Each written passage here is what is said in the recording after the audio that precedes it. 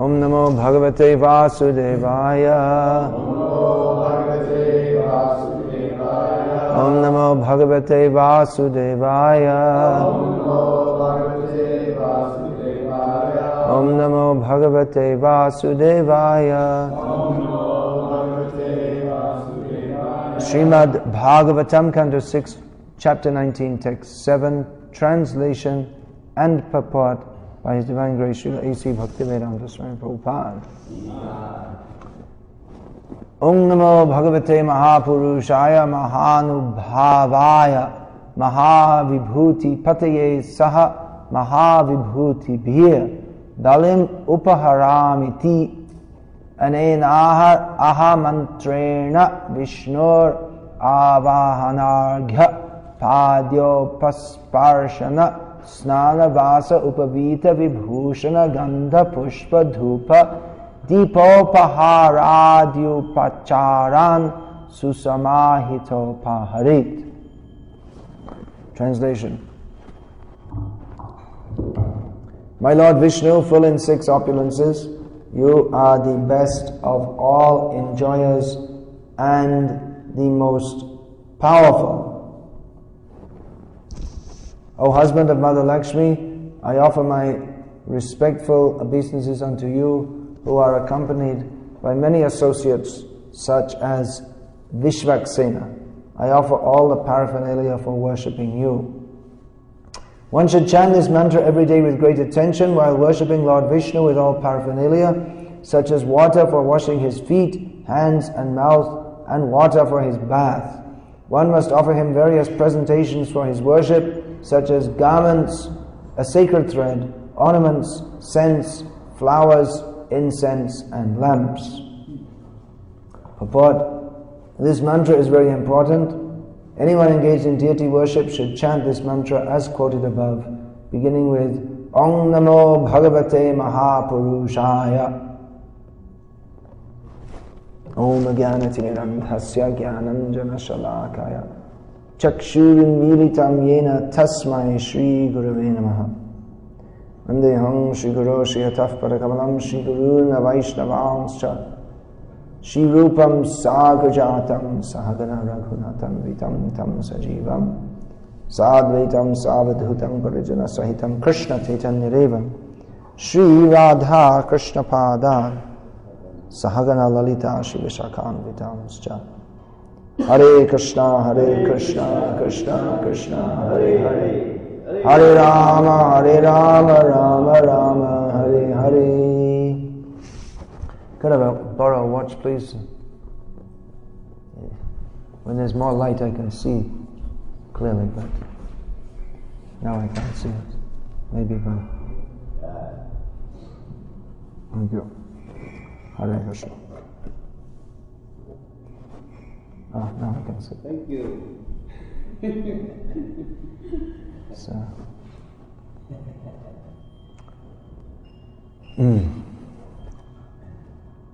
There are 9 principal processes of devotional service, namely, we know you know, because you're a Gosai, but the others, any of the others, can say the verse? He said the first word, Shravanam. Anyone else? Kirtanam. Vishnu Smaranam. Pada Sevanam, Arcanam, I just said that, Dasyam, Sakyam, Atmanivedanam. So these are the 9 processes of devotional service. You should all know this verse. It should come boom, like that. You should know it so well. It's so important. Here Prabhupada is saying that this mantra is very important. Anyone engaged in deity worship should chant this mantra. So there are many important verses in Bhagavad Gita and Srimad Bhagavatam. And those who are members of the Krishna conscious movement, practicing members, especially those who are living in the ashram, is supposed to be serious practitioners and preachers, should know these verses. Otherwise, how will you preach?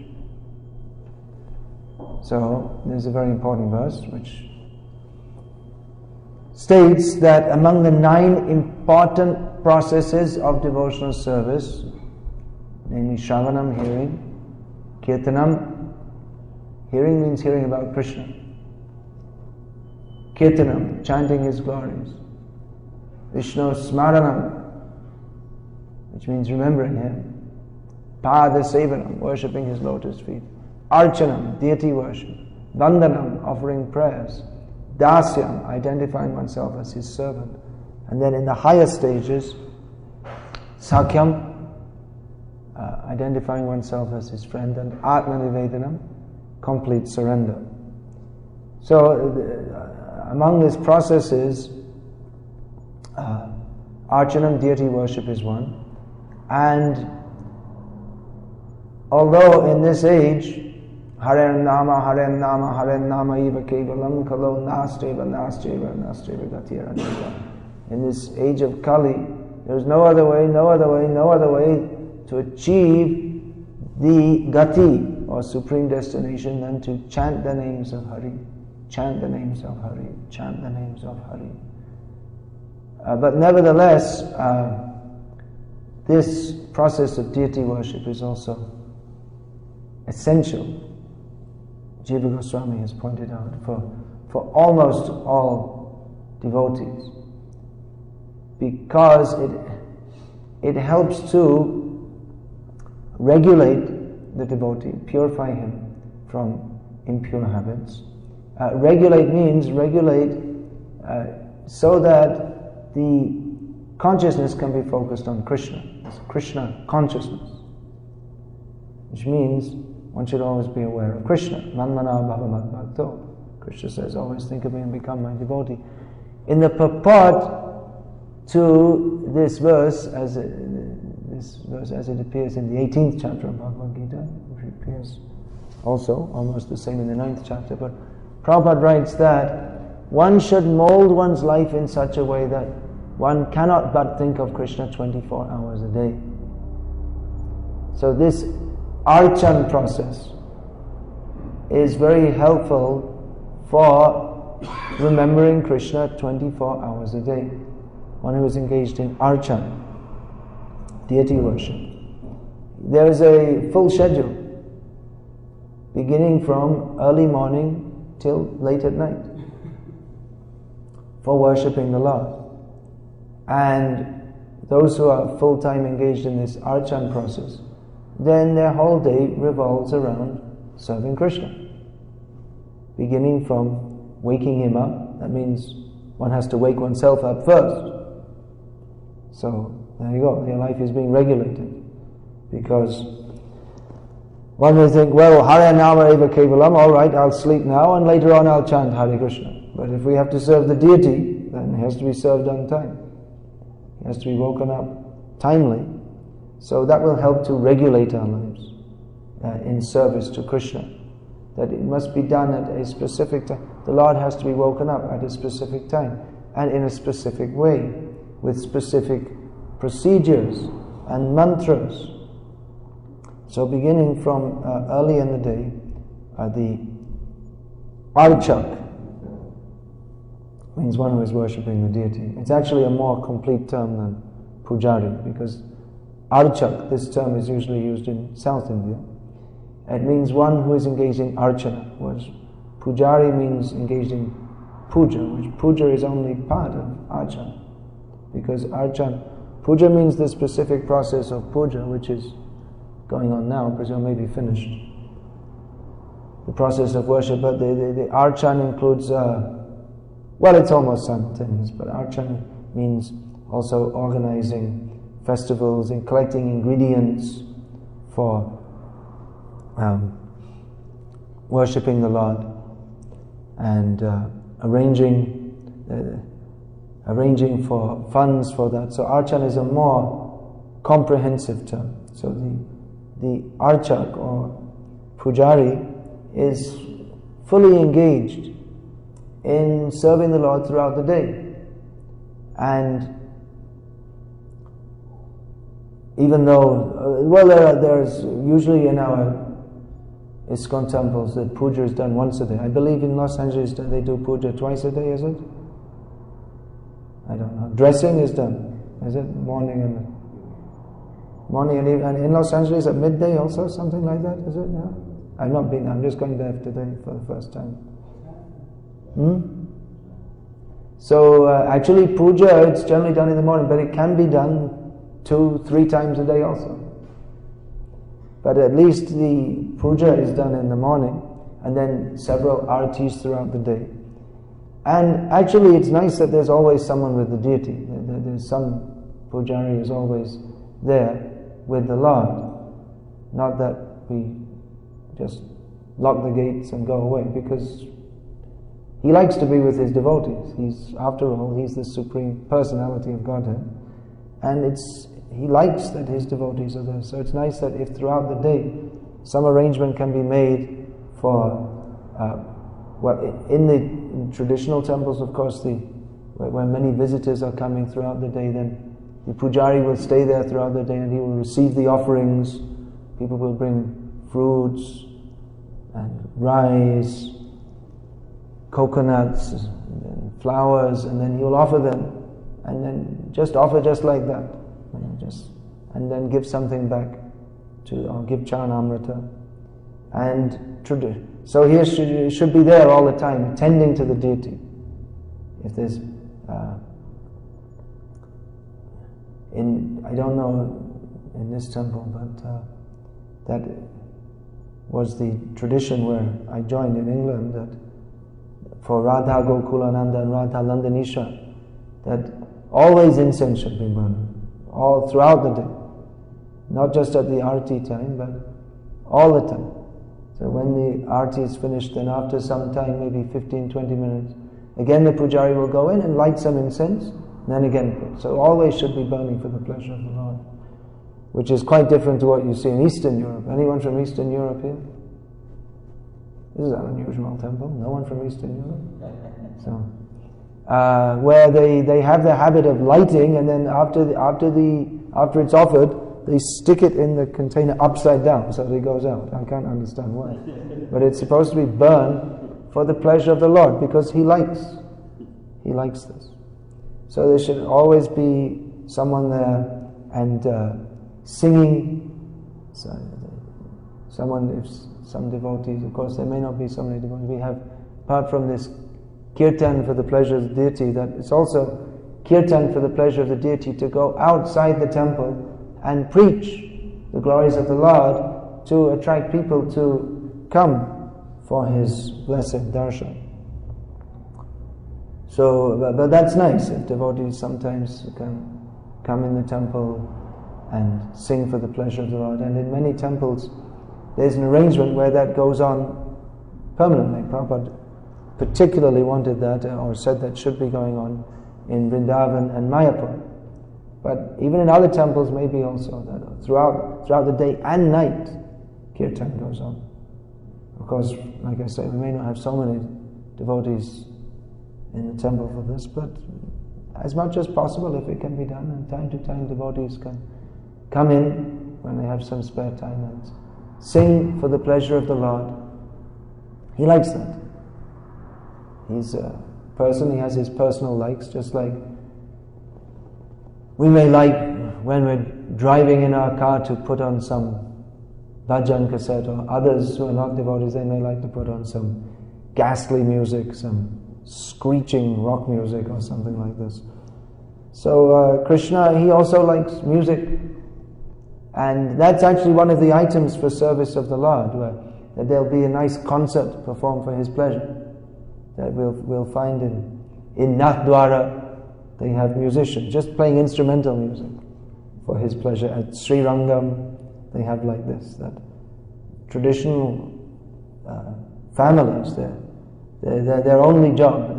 Previously the temples were very opulent, so they used to maintain thousands of people, especially in South India, like the Sri Rangam, big temple. They'd have thousands of people who would, their only business, not really business, but occupation was service of the Lord. Someone would be looking after the elephants, the Lord's elephants, Yes, because that's also auspicious paraphernalia for the Lord. Still at Sri Rangam, when they wake up the deity, they bring one elephant. And that Guru Vaya temple is famous. They keep so many elephants. One of them is very famous, Keshav Das, famous elephant, because he was completely dedicated to the service of the Lord. And he wouldn't allow when the Lord came outside the temple, he wouldn't allow any other elephants. Only he will carry. He was very particular. He must carry. I want to do this service. You get out of the way. So they made a statue of him after he passed away, because he was clearly a great devotee. So someone will be looking after the elephants. Some will be engaged directly in the puja. Some will be offering arati, and then others will be giving out charanamrit. Others will be engaged in cooking. And then there are those who they carry the Lord on the festival days, like in Sri Rangam. They have festivals more than 200 days a year. It means almost every day is a festival. So they have to carry the Lord heavy on his vahanam, palanquin. No, it's not a palanquin. It's what do you call that? It's something you carry the Lord on. It's not really, because it's open. Anyway, something like that, palanquin. So, and then cleaning and sweeping, and so they have a huge staff, thousands of people, simply for the worship of the Lord, and all are maintained by the grace of the Lord. Ananyas chintayantam ye janah paryapasati tesham nityabhiyuktanam yoga kshemam vahamyaham. They didn't think, where is my money coming from? Simply they had faith in the words of Krishna, that those who are fully dedicated to thinking about me and serving me, I maintain them. So many persons were maintained, but then the government thought we should instead look after the deity worship, and then everything went down. But this traditionally the public temples are very opulent. They should be the householders, those who are earning, they should contribute 50%. Prabhupada said, contribute 50%. And they may think, well, that's too much, but actually that's a concession, because the brahmacharis and sannyasis, they're contributing 100% of their time. So grihastas, they only have to contribute 50%. And in this way, the deity worship becomes very opulent. The Lord should be worshipped with great opulence. He is Vaikuntanath. He is not, as the rascals say, Daridra Narayana. The rascals, they want to make Narayana a poor man. But he is Vaikuntanath, or as it is stated here, Mahavibhuti Pataye. Mahavibhuti Pati. Vibhuti, Mahavibhuti, means Lakshmi Devi. She was full of all opulences. That's the very meaning of Lakshmi. And he is the husband of the goddess of fortune. So there's no question of him being poverty-stricken. And actually, those who worship the Lord in opulence, they will also become opulent by the blessings of Lord. Those who strive to serve Narayana opulently, then Lakshmi Devi will supply them so much funds for his service. Even today there are many businesses in South India, especially in Andhra Pradesh, where they make the business partner Tirupati Balaji. That means he doesn't have any work to do, but he gets so much of the profit. Whatever profit is there, he gets. They give 10%, 5%, 10%, 20%, whatever. And they're doing as a business strategy, because they know if you give to the Lord, He gives to you. One devotee in Russia wrote a paper how he started a business, and from the beginning he made the vow that 50% of the profit is going for Krishna consciousness, and immediately his business, from the very beginning it went great, and he gave 50%. His father, who was completely a non-devotee, saw that, and he started giving 50% of his income too, because he thought it's a good business venture.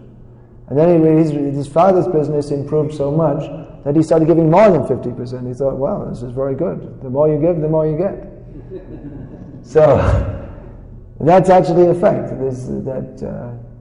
Akamo sarva kamo va moksha kama udaradhi tivrena bhakti yogena yajeta purusham param. That even if we have so many materialistic desires to fulfill, or if we desire liberation, or if we desire only to please Krishna, we should worship Krishna tivrena bhakti yogena. But not tivra means very strongly, very focusedly, like the magnifying glass that focuses the light of the sun and makes it very powerful, increases it. So in the same way, one should perform bhakti yoga not in a lackadaisical manner, but with great determination and desire to serve the Lord.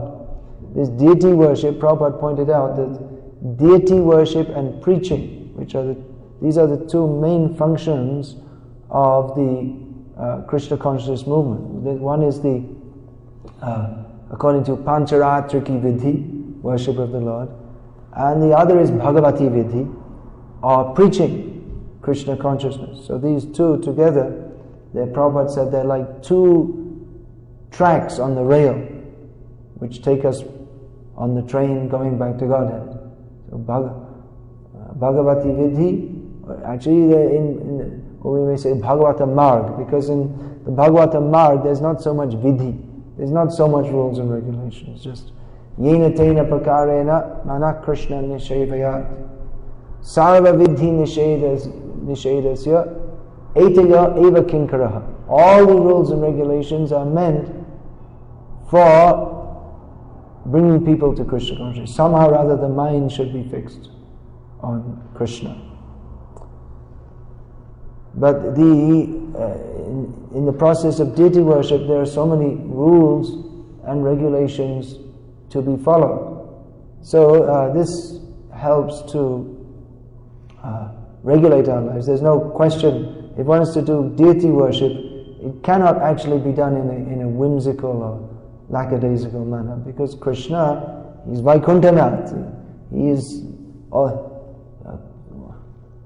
Lakshmi Sahasrashata Sambrama Sevyamanam.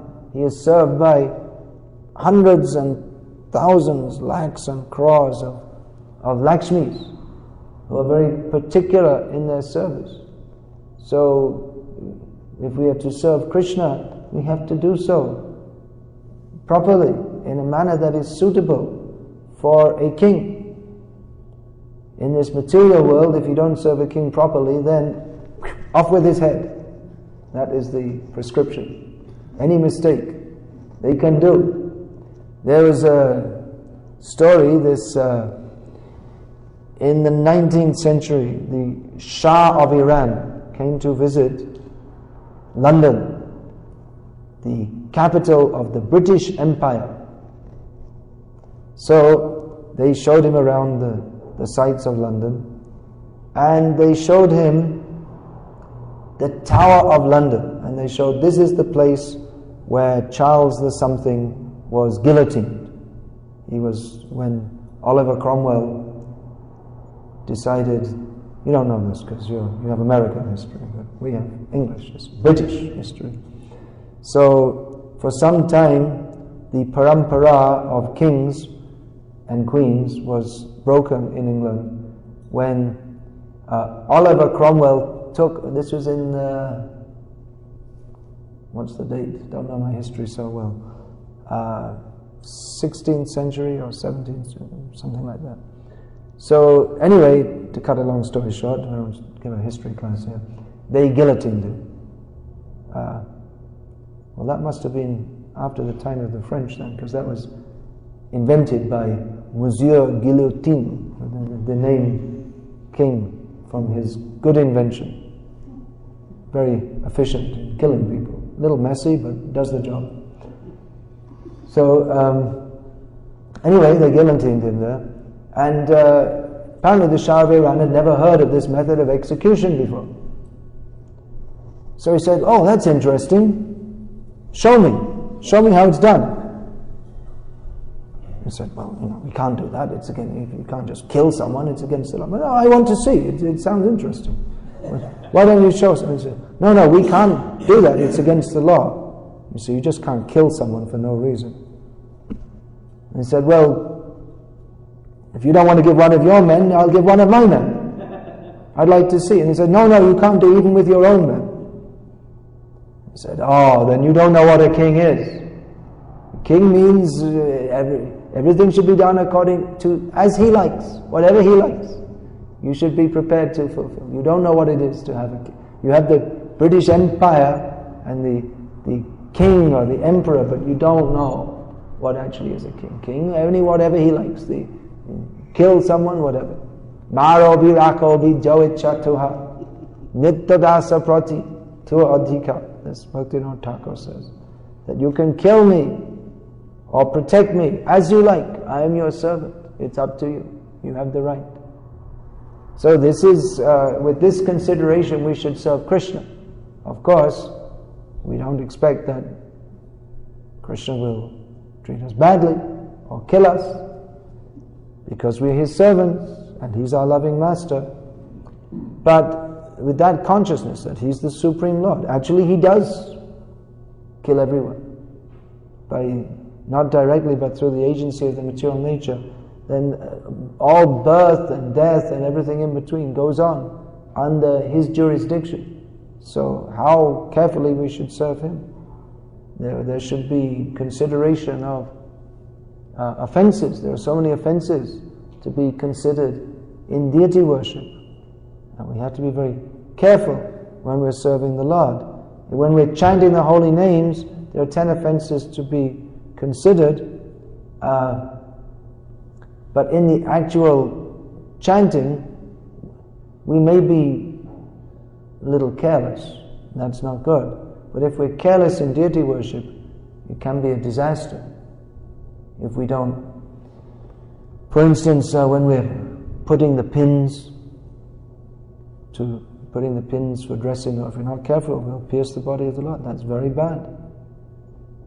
That one of my godbrothers was telling me how he sometimes was doing that. He was not so careful, and the Lord chastised him. "Why are you doing like this? Why are you hurting me?" That's Shubhag Maharaj. You know him? He's in Mayapur. That time he was in London. So long ago when he was in London, he told me like this. So we have to be very careful in deity worship, how to feed him properly, what he likes to eat. This we should consider very carefully living in America, because after all, the Lord's diet is what we might call Indian. It's not actually Indian diet, means it's Krishnan, because the Indian culture follows the culture of the spiritual world, Krishna's culture. So Krishna likes to eat Shukta Shakadi Bhaji Nalita Kushmanda Dali Dalna Dugda Tumbi Doti Mochakanda Mudga Bara Masha Bara Roti Kagritana Luchi Chini Shapuri, all these things. We don't see Mother Yashoda flipping a pizza onto Krishna's plate and these things. So we may like to eat these things, but we have to think what Krishna likes to eat. And he's standing there, Gauranitai is standing there, and you give them that, they might just turn around and wander off if you don't get them. That could happen. That happened in Mayapur. You know that? That Jagannath, now he's got a good appetite. He likes to eat, really, a lot. So in Puri, that's like a full-time job, going on practically 24 hours a day cooking for Jagannath, and he never gets indigestion. See, that's God. So much he eats. He eats more than, if you think, that's how he's transcendental, because if you see the size of his body, it's pretty big, but what they feed him, it's a lot more. So where does it all go? You see, that proves he's transcendental. So anyway, Jagannath, that Rajpura, that's just close to Mayapur. So those deities, they were being worshipped, and what happened, Sakale neha mahata yogo nashta parantapa. In due course of time, the family that was worshipping, they gradually decreased the worship. There was a very high standard going on, and gradually they decreased from so many offerings a day to one offering a day to one offering a week, and then like this it came down. So they weren't able, for whatever reason, they weren't able, or they weren't doing the worship very nicely. So then, this must have been 1977, I believe. I just happened to be there when the man from the family was, and came and proposed to Jayapataka Maharaj that why doesn't ISKCON take over the worship, because we're not able to do it properly. And they were also afraid, because if you don't worship Jagannath properly, Jagannath, there's a word they use in Bengal, Jagrata, for deities. That means he's awake, he's not sleeping. That some deities, they're like really alive and they really interact with the people. And if you don't worship them properly, then there's problems. Even the mostly Muslims living around there, and when they have a problem, they also come to Jagannath. And they know if there's any big problem, they know, oh, someone must have done something. If there's any big problem in the area, they know, oh, someone must have made some offense to Jagannath. So, just out of practical experience, they know Jagannath is there, and you have to watch out. Worship him, and he'll be happy. If you don't worship him properly, he won't be happy. So they proposed that the worship be given over to ISKCON. So anyway, that was all arranged and it was accepted. And a pujari, Anakundandabi, you know him? He's very tall. So he was sent there from Mayapur to worship. It's only 5 kilometers distance, something like that, from ISKCON Mayapur Chandrodaya Mandir. It's in the fields at the edge of that Rajpura village. So so anyway, he was sent to worship, but then Jayapataka Maharaj thought that in the committee, the committee that's presently managing the temple or not managing the temple, there were like 51 members, and only 47 or so had signed. And if they don't all sign, then there may be legal problems. They hadn't signed, all of them were not willing to sign it over. So if they don't all sign, then there could be problems, and legal problems, and this could go on for years in the courts. But on the other hand, if ISKCON starts to accept the worship, then they have to continue. Because that's the system. When you start to worship deities, you have to continue worshipping. You can't just say, well, today we worship and tomorrow forget it. You start worshiping, that's why sometimes they talk about uninstalled deities. This is an ISKCON concoction. There's no such thing as uninstalled deities. It means if you worship, then just by that worship, then it's accepted that the Lord is there. It's not that today He's God, and when we want to worship Him, He's God, and when He's not, He's a doll, and just forget it. Or we don't have to worship properly because there's uninstalled deity, therefore it doesn't matter. No, your worship you have to do properly anytime. So anyway, this after Anakundandabi Prabhu had been sent, then afterwards the message is supposed to be sent. Oh, wait a minute, we forgot. Don't offer. Don't start yet. You have to wait for the word, because otherwise there may be some legal complications. But you know what it's like. The message didn't get to him, and he started worshipping anyway. And it means he started cooking, offering bhog, and all these things. And Jagannath was hungry, hadn't eaten for a long time. So, hadn't eaten a good meal for a long time. So,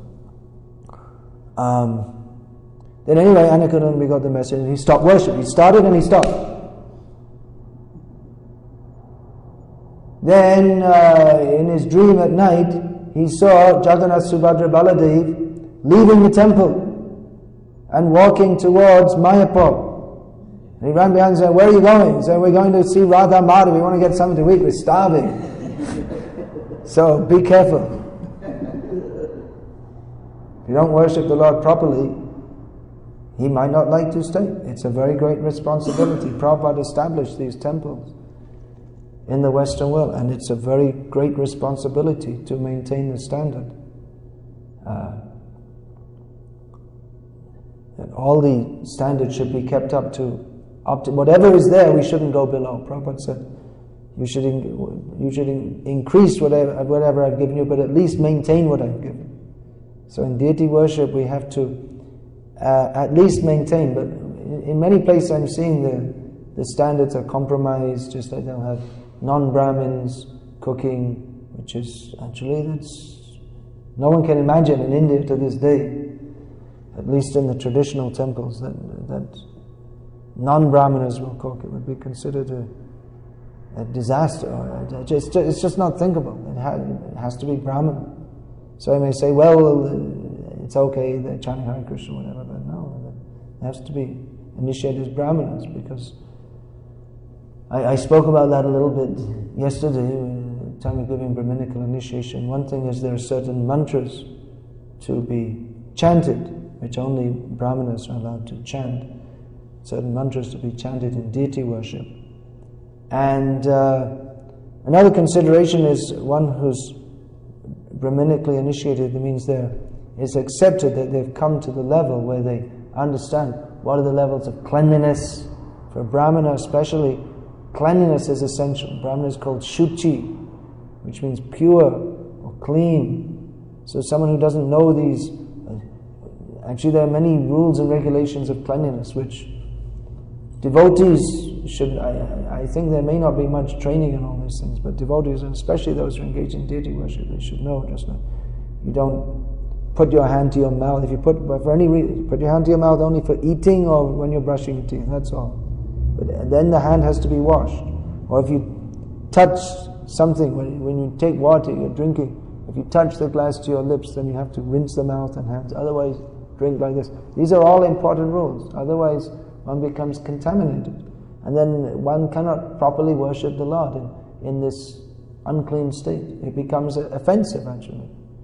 So one should know all these rules and follow them. And these also help to purify our existence. Because if we are, of course we may think, well, what difference is it that you drink a glass of water, put it down, your hands clean. But actually it's not. It's not clean. That there's uncleanliness is there. It means because one has, the mouth is unclean, and because one has touched the container, which is that's put to that. Therefore the hand is considered unclean. And one becomes, in an unclean state, one becomes more susceptible to subtle malevolent influences. That we find that people who don't follow these rules of cleanliness and all these, they become more susceptible to attacks from ghosts, and or their mind will be unsteady because the subtle influences can react on them. In the Mahabharata we have the story of Nala and Damayanti.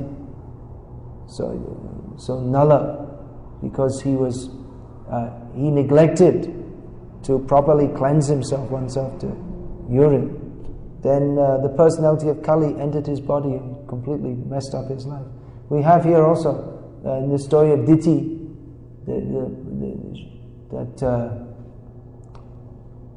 that Indra was serving her, but waiting for an opportunity to spoil her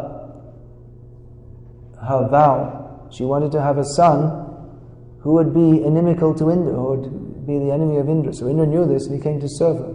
As long as she followed the vow, then he couldn't do anything to her.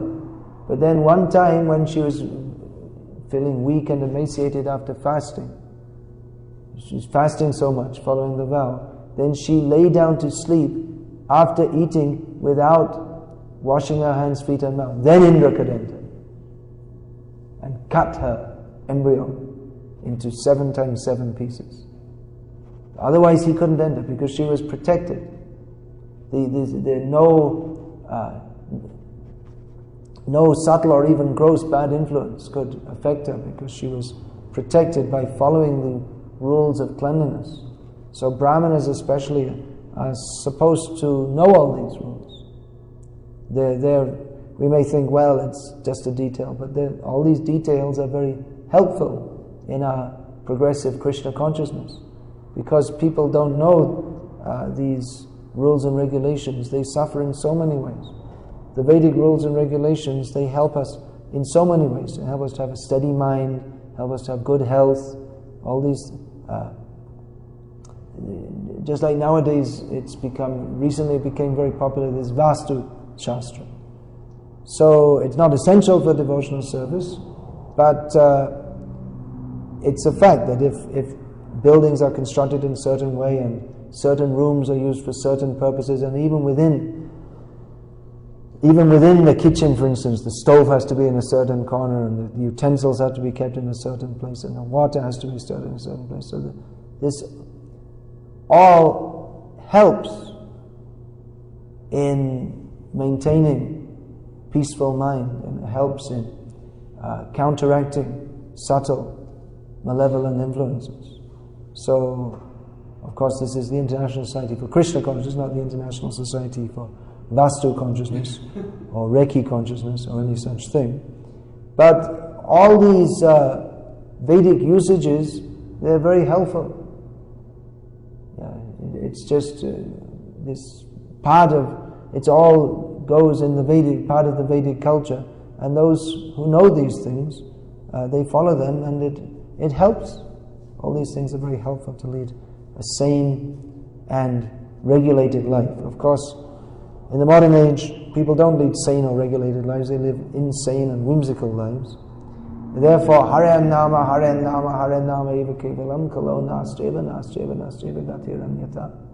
If we ask that people have to follow all the different Vedic usages, then it's not possible, especially in the beginning. Even deity worship, when Prabhupada first introduced deity worship, he introduced the worship of Jagannath Subhadra Baladev in San Francisco. And the deity worship consisted of putting a ghee wick on a plate, and then one would offer like this. One devotee, means in jeans and long hair like this, just in the what's that word? The interim stage between hippie life and devotee life. So the one would offer like this, and then they'd pass it to someone else, and they'd offer like this, and that was the deity worship. That was and then they asked, well, is there more to it than this? Yes, Prabhupada said, yes, but if I tell you, you'll faint. They couldn't imagine. So better we introduce all these higher standards that will be satisfying to Krishna, that is given in Shastra. Harinam, that is the essential, that is the life of all the activities. Even Archan, it's without chanting the holy names, Krishna will not be pleased with our deity worship. But also if we can follow these procedures as much as possible, that will be pleasing to Krishna. But at least the minimum standard, we should keep nice offerings to Krishna of what he likes to eat. And if we like to eat something different, that's also allowed, but at least we should offer Krishna what he likes also. That should be there. And then having regular Sankirtan for his pleasure. Yagyai Sankirtana. What is that? Yajanti hi sumedasa. The Lord is particularly worshipped in this Kali Yuga by chanting of the holy name. Sankirtan, of course, Srila Prabhupada gave a broader definition to the term Sankirtan than singing together, but widely preaching the Lord's glories through distribution of His books. This is also deity worship. Those who are distributing books, they should, if we're in any particular city, we should think, now we're doing this for the pleasure of Shri Shri Gaunitai, Shri Shri Radha Govinda Jagannath Subhadra Baladev. And before going out, go before them, go before Srila Prabhupada, ask for their blessings. At the end of the day, come back, shower, come before the Lord, and again ask for His blessings and offer that what I have done, what I have attempted to do in your service, you please accept that. We can pray to the Lord that you are Jagannath. So in this part of the Jagat, in this part of the universe, may all these persons who are spoiling their eyes by not coming for your darshan, may their eyes, may the purpose of their eyes be fulfilled by coming towards you, coming here. Now there's a big controversy in Tirupati because they're breaking down the darshan mandap. It's actually very small. So many thousands of people come there every day. So they're breaking it to build a bigger darshan mandap, or the place where people can take darshan. So there's some people are very unhappy about that. They're saying, because it's been like that for so many thousands of years. Why should that be done? But as far as we're concerned, we'll be very happy if we have the same problem. That so many people are coming for darshan of Radha Govinda that there's not enough space. So what to do? Then build a bigger temple. Our movement should be like Matsya Avatar. We start off with a little temple, just like Mayapur. At Mayapur, there was such a big temple in the beginning, that first temple. We thought it was so big. And now already that's 3 times they enlarged the temple. And even now, it's not big enough. Even at Mangalati, any day of the year, it's crowded. It's a huge temple room. How many times bigger than this one? Maybe at least... No, much more than 5 times. It's maybe 8 times, or I would think so. Or more. Bigger than... And that's one temple room of Radha Madhava. And then there's Panchatattva temple room, which they just enlarged also. But it's even at Mangalati completely crowded. You know what? Because so many people, they come from all over Bengal, and even the people even those who are followers of Chaitanya Gauriya Math, or this Gauriya Math or that Gauriya Math, most of them come from Mangalati to ISKCON, because we want to go to ISKCON Mangalati. So it's completely packed. You know, however big you make the temple room, it's never big enough. It's like Matsya Avatar. So you just catch him in the hands, put him in a pot, put him in a bigger pot, put him in a pond, put him in a lake, put him in the sea. So that's what it should be like. The Krishna conscious movement should always be expanded. The best service to Radha Govinda will be to bring thousands of people, a whole city. The mayor should come and bow down. When he takes the oath of office, he should come and bow down before Radha Govinda. Just like Maharaj Prataparudra. He was saying, I'm ruling here only I'm the Gajapati. He's the king of Orissa. But he's thinking, I'm only a servant of Jagannath. So in the same way, whenever any politician takes office, they should come and take blessing and permission from Radha Govinda. Everyone should. And in all the businesses, they should be giving 20%, 50% of their income to Radha Govinda. This is how we should think. Of course, it's not just by talking about it that it happens, but these should be our goals. Let the whole world come and bow down before the Lord. It's not that Krishna conscious movement should be perceived as some minor religious sect in one corner of the city, but rather the activity should permeate to every corner of the city, and everyone should know that every citizen of Denver should know that here is the Lord of our city. We should come to serve Him. So this will be the best way to serve Him. And in this way, worship Him very opulent. The best opulence of a temple is not, of course we want that, so much money should come for His service. But the real opulence is loving devotees, all engaged, so many devotees, all engaged in His service. So please, go on with all your services and bring more and more people. Let there eyes which are spoiled by watching TVs and movies and looking at this material world with the consciousness, I am the Lord of all that I survey. Let them come and see the beauty of Shri Shri Gauranitai, Shri Shri Radha Govinda Jagannath Subhadra Baladev, and bow down their heads before Him. In this way, make their life successful. Hare Krishna. Is there any question in the remaining 4 minutes? Yeah. Maharaj, that's very wonderful. We have many, many devotees in this town, thousands probably, hundreds at least, that don't come and take darshan due to there's so much bickering and quarreling in the temple. They feel like come here to take darshan, and there's so much quarreling within the temple, I feel disturbed. So Is it really? they do not come because of these kinds of reasons. So we have to make these vaikuntha if we want to come here. I don't want to come here sometimes. So don't bicker, don't quarrel, chant Hare Krishna and be happy. Pujaris don't even get along. How can Krishna be happy? Instead of meeting resolutions, revolutions, and no solutions, there should be kirtan, as Prabhupada said. Everyone, if we all think how to serve Krishna in the best possible way, then we can be united on that platform. United Nations of the spiritual world. Hare Krishna. Hare Krishna. Shri Shri Radha Govinda ki jai. Srila Prabhupada ki jai.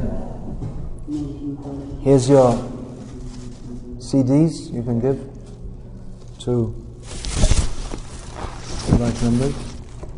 I've already pitched for these books a few times, but if there's anyone here who's not been in my classes in the last couple of days, I have some books here that I've written, and I'm trying to distribute them. But I think you've all been here, isn't it? So you all know.